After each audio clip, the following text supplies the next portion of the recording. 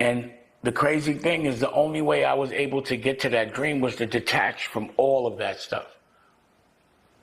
I would never have gotten the ultimate dream had I stayed around, you know? So I just, you know, I know the kind of guy that he is, and he's used to being a free-spirited individual. And then I start to reflect, like, yo, how did you avoid all that? How did you just know to stay away? You know? And it's just because, like, regardless of whether what he was doing was illegal or not, that will be judged in a court of law. But what we do know was he was doing some loose shit. Like, there were actual freak-off parties, and there were environments and things that were going on that I personally would never, ever, ever do, be around. And I think people know me, and hearing about these things actually happening, people would be like, now I understand why Dame really didn't get along with certain people. And then I'm thinking, yo, this shit was really going on? Like, because it seems like there's like the general party, and then there's the VIP party where all the elite, so the elite people have to be knowing about what's going on, and they're still there, whether they're participating or not. That's a secret. And it must, that kind of secret, because, you know, like I heard things, but not that crazy. Not the things that have been admitted to doing, like, you know, not pause baby oil crazy. Like, I didn't know, you know, like, it's just something that was unfathomable to me. The fact that that didn't get out, that means that's a very secret club. Whoever's holding that secret, they hold it tight to the vest. And I'm like, what other secrets? Like, what deals were made in those freak-offs? Because a lot of the deals that happen in social environments. That's why people go to the club and they hang out all day. Bankers hang out with bankers all day to get deals done. Like, I would go to Tripiani's and I'd watch, we'd make, you know, billion-dollar deals over a bottle of vodka. And it was all based on, you know, that hanging out and that trust, and you would throw your man an alley-oop because y'all hung out.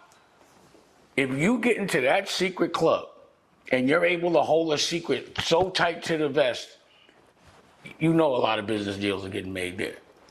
So now I'm like, damn, I might understand why certain people had certain opportunities, certain deals, you know, and if they weren't participating, they were there and they didn't leave and they repetitively came back. So I don't think people knew, or maybe they were, or they did know, but I'll give people the benefit of doubt. Like, I don't think they thought it was illegal, but it was loose. And as far as moral compass, morally, that would not be the environment that I would want my kids around. I would want to be around. I wouldn't want to do no business in that environment. Could you imagine me going to one of those parties and walking in that room with I'd be like, y'all know, where's the pause button? I'd be like, pause button. I'd be like, you're in here, y'all bugging. What? I didn't know. That type shit. They know that I'm not tolerant, or, you know, I don't look the other way. I'd be getting out the way. But I might not be so silent. I might not be able to keep that secret of what I saw. You know? So I'm like wondering, like, damn. And I'm wondering if people understand what the buckshot of another person's karma is. With a shotgun, you shoot it in pellets spray. So you might hit your target, but the pellets are gonna hit whoever's around. So you might not meant to be getting shot, but you're gonna catch a couple of a spray of those bullets. That's what karma's like. So if you are around somebody that may be doing something immoral, and you might look the other way or might help facilitate it, karmically, you may be considered accountable. You know, everybody at the top is getting these bigger deals, right? Everyone's glorifying that. Like, by you not being in those, I guess, positions of these things that are happening behind closed doors that you're not willing to be a part of, how has that affected you?